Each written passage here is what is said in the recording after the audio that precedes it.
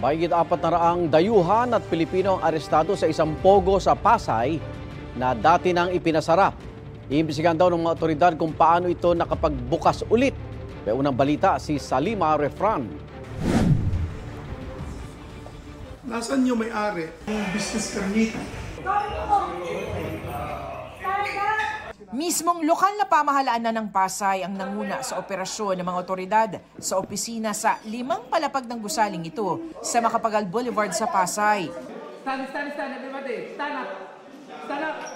Bukod sa wala nang ang lisensya at business permit, nagsarang pogo raw ito na nagpatuloy ng operasyon. We receive an intelligence report na mayroong nag-ooperate ng pogo. Last year, may pinasara na kami dito sa 6th floor and alam ko 8th floor. Mahigit 400 ang mga dayuhan at Pilipinong inaresto. 391 ang mga Chinese, Vietnamese, Koreans, Malaysians at mga Burmese. May mga naaresto rin na nagtangkang tumakas sa fire exit ayon sa PAOK. Ang iba, nagtago pa raw sa aircon duct.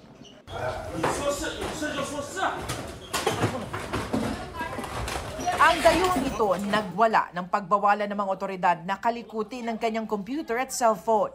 Agad siyang inaresto ng mga otoridad. Cannot speak English and it's translated. Iba't ibang scam rin ang natuklasan.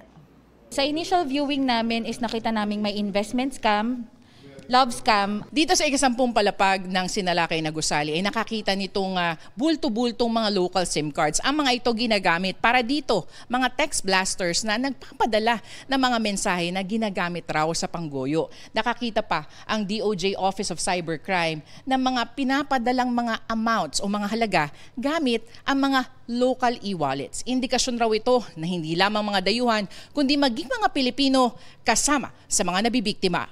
Meron kaming nakitang listahan ng mga pangalan ng mga Pilipinong nagpapadala ng pera. The biggest po is around 5,000. Meron din pong mga 20 pesos, 70 pesos, ganun po. Maaari na yun yung ginagamit nila, yung text blasters ay ginagamit nila panghikayat para makapagbigay ng pera. Sigurado tayo na may pogo operations to. May mga nakita na tayong gambling apps sa kanilang mga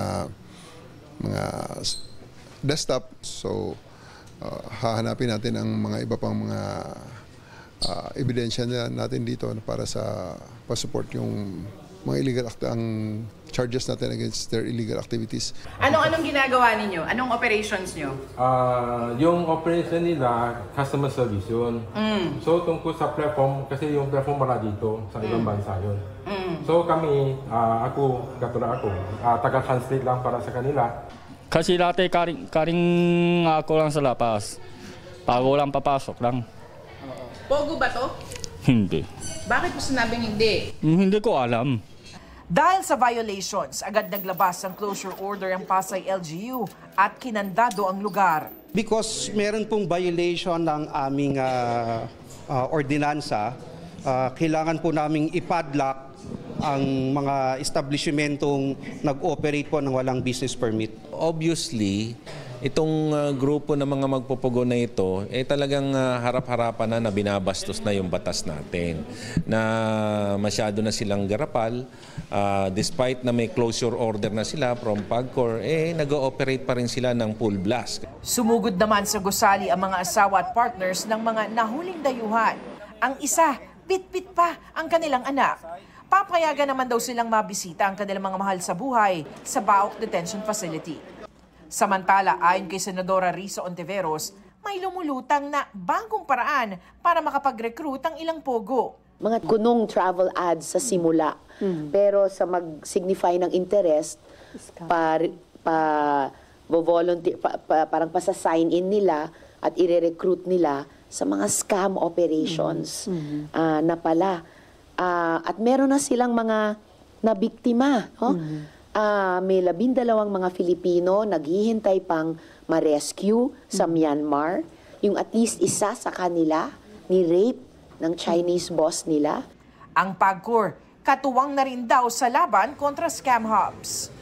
Every week ngayon, umiikot pa rin po ang PAGCOR team para siguraduhin yung mga dating pinanggalingan nitong mga ito ay sarado na.